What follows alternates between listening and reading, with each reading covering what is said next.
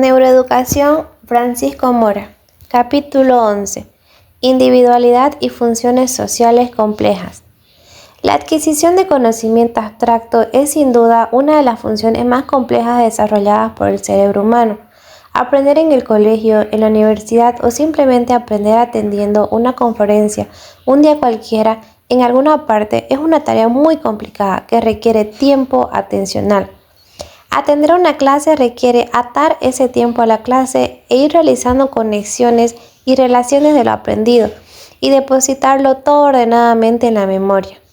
Junto a esto, hay algunos otros requerimientos como un soporte emocional que de alguna manera y quizá de modo adelantado e inconsciente permite esperar un aplauso o reconocimiento por aquello que se ha aprendido, sea sobre lo nuevo escuchado en la clase, el éxito en los exámenes, el éxito social o desde luego en los niños el aplauso de los padres cuando al regresar a casa traen el dibujo o la redacción realizada y les cuentan todos los aconteceres de ese día en el colegio.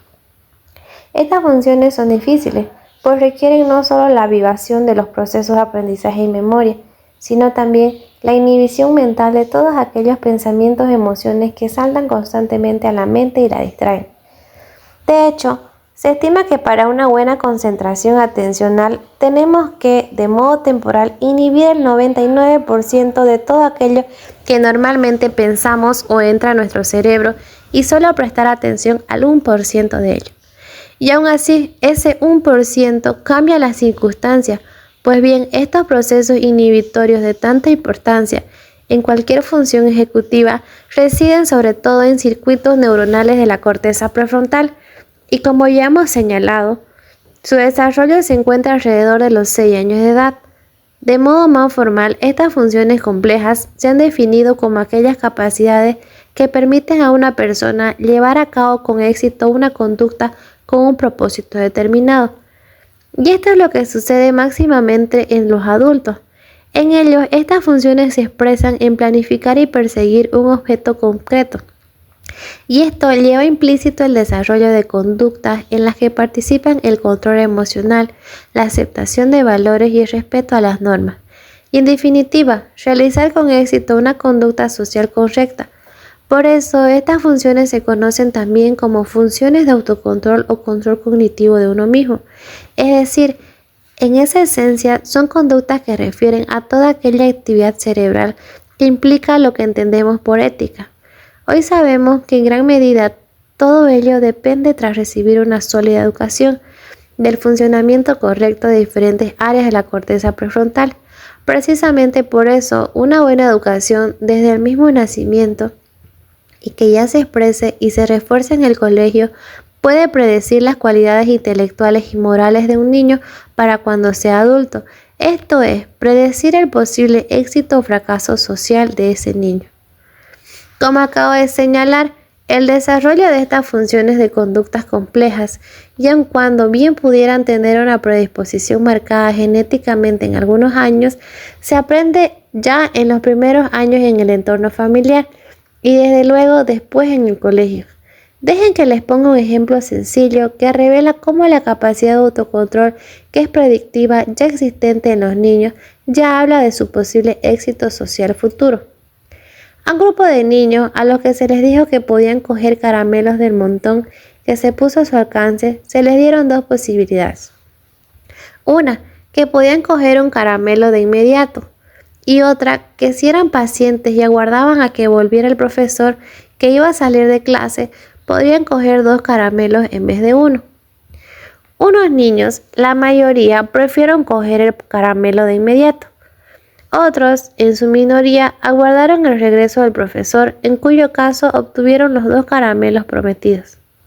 Quizá lo más interesante de este estudio fue que años más tarde, cuando estos niños decidieron hacerse adultos, se analizó su personalidad y se encontró que los del grupo que habían escogido la recompensa inmediata, un caramelo, eran más impulsivos y viscerales que los que prefirieron esperar 2 caramelos y que eran más tranquilos, pensativos y calculadores. Existen otros estudios que refuerzan cuanto acabo de señalar. Por ejemplo, en uno de ellos que siguió a 1000 personas desde el nacimiento hasta los 32 años, se mostró que los niños cuyos padres y maestros clasificaron ya entonces de poseer un buen autocontrol, luego resultaron ser los que en porcentaje menos abandonaron los estudios en la escuela secundaria.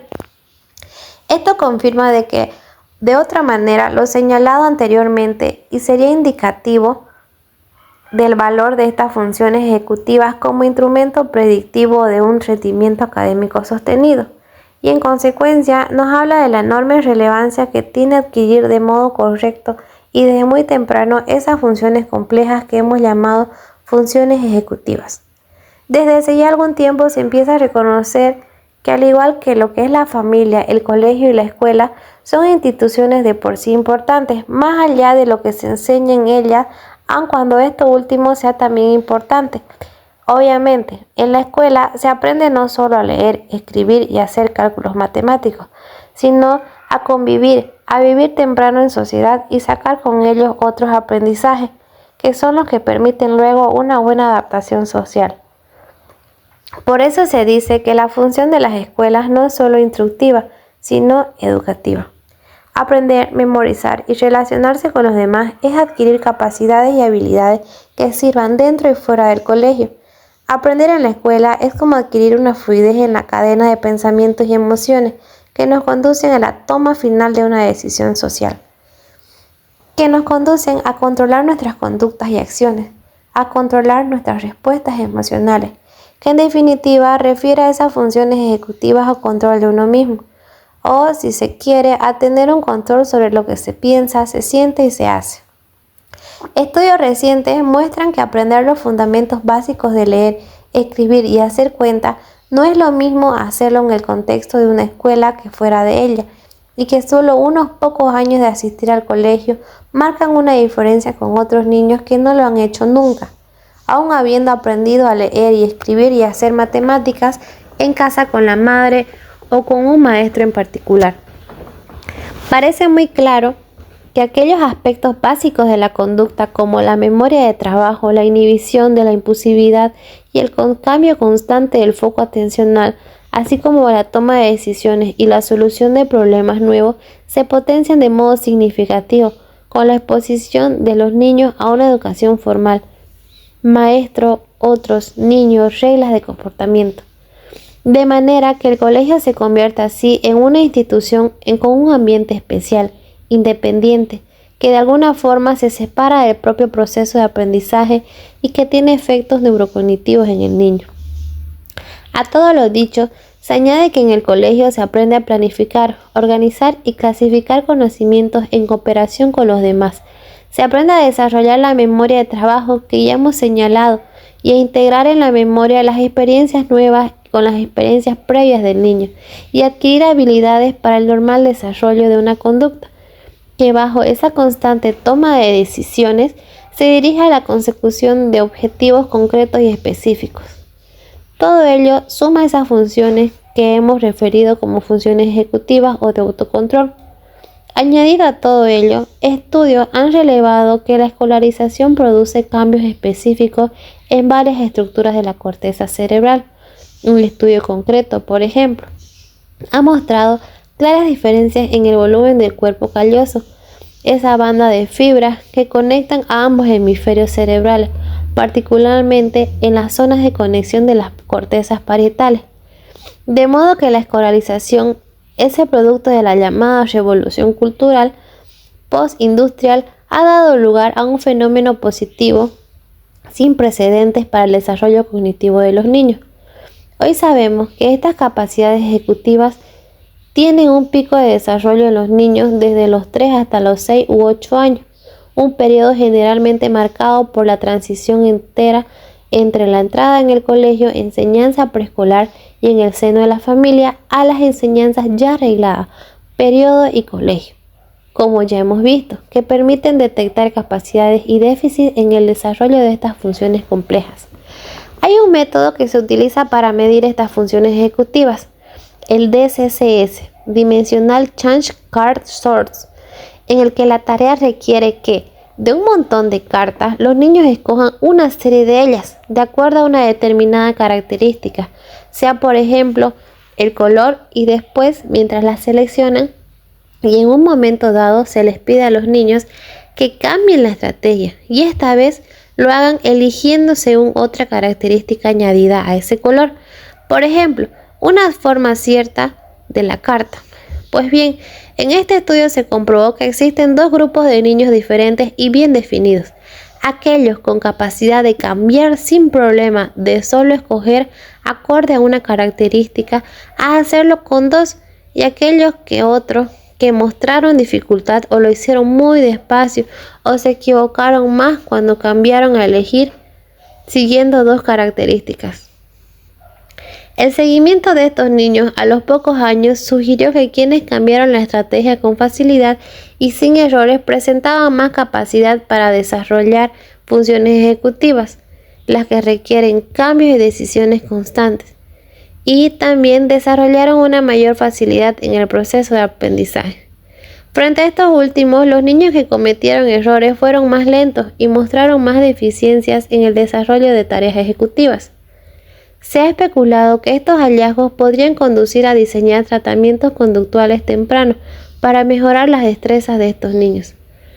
Otro estudio interesante que indirectamente ilustra los efectos de la educación emocional y la interacción social de los niños en el colegio es el que se hizo con niños de 8 años que estaban internados en un orfanato de Bucarest, en Rumania.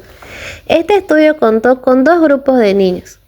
Al primero de ellos se le puso en un programa de ayuda emocional intensa, afecto y empatía, y al segundo no. Al estudio se añadió un tercer grupo de niños de la misma edad, no pertenecientes al orfanato, y que seguían sus enseñanzas regladas en un colegio. Pasado el tiempo del programa de tratamiento, todos los niños realizaron un test muy sencillo y consciente en sentarse delante de un panel que contenía dos pequeñas ventanas iluminadas con luz neutra y un botón. La tarea que se le explicó a los niños consistía en apretar el botón situado en el panel delante de ellos cada vez que la luz de una de las ventanas se encendía de color verde. Pero no hacerlo si paralelamente a la luz verde se encendía una luz roja en la otra ventanita. Esta es una tarea que requiere de una atención constante y sostenida, y también de ejecutar o inhibir una conducta, funciones intrínsecas a toda función ejecutiva.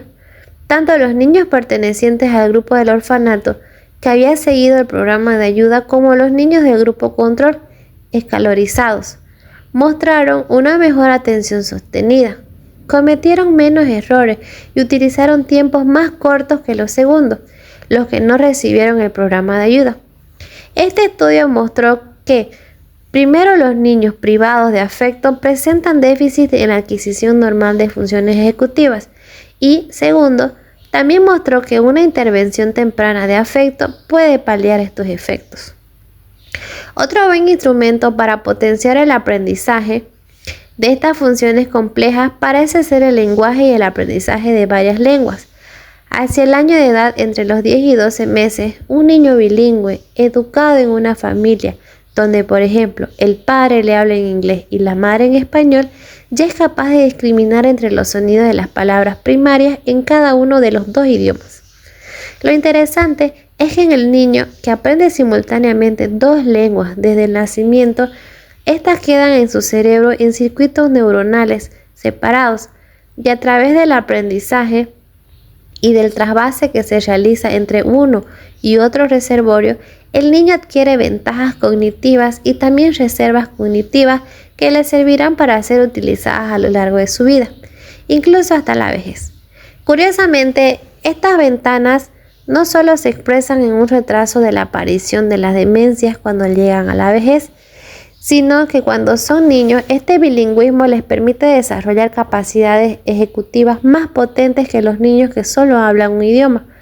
En efecto, los niños o adultos que hablan una sola lengua cuando escuchan una palabra solo necesitan compararla con el único almacén de palabras, sonidos que poseen y las reglas que gobiernan su significado. O cuando pronuncian ellos mismos una palabra, solo necesitan extraerla de ese único almacén de palabras que poseen. Por el contrario, una persona que habla 5 idiomas, cuando participa en una conversación contra 5 personas en la que cada una de ellas solo habla uno de esos idiomas, en la conversación tiene que saltar constantemente de una lengua a otra, es decir, elegir, decidir de forma inconsciente. Esto conlleva utilizar y ejercitar en todo momento los procesos inhibitorios de los que hemos hablado y que tienen tanta relevancia en las funciones ejecutivas. Y esto es todavía más relevante en los niños. Los niños bilingües o trilingües presentan ventajas que les ayudan y facilitan su proceso de aprendizaje. Muchos estudios demuestran estas ventajas. Por ejemplo, a un grupo de niños bilingües y monolingües se les muestra una serie de cartas, una tras otra, que presentan una figura, un conejo o un mono. Están coloreadas con rojo o con azul y tienen o no representada una estrella. Si la carta que se les enseña tiene una estrella, los niños deben escoger y diferenciar las cartas por el color rojo o azul. Si la carta no tiene estrella, deben escoger y diferenciar las cartas por la figura, mono o conejo. El estudio demuestra que todos los niños, tanto los monolingües como los bilingües, obtienen los mismos resultados si esa regla se mantiene durante todo el experimento. Por ejemplo, escoger por el color si la carta tiene una estrella. Pero si las reglas cambian, por ejemplo, escoger lo mismo, pero cambiando el significado de la estrella, de modo que ahora con estrella deben escoger por el dibujo y sin estrella por el color. Los bilingües lo hacen mucho mejor y cometen menos errores. Es decir, ante la toma de decisiones espontáneas con la consecuente inhibición de otras, los niños bilingües demuestran que son más eficientes. Hoy, se piensa que estas capacidades se extienden a todo el proceso cognitivo que requieren las funciones ejecutivas en general. Es decir, que en la vida real las personas que hablan varios idiomas toman decisiones más rápidamente y con menos errores que las monolingües. Sin duda, que todo esto conforma de modo decisivo la construcción individual personal diferenciada de cada uno.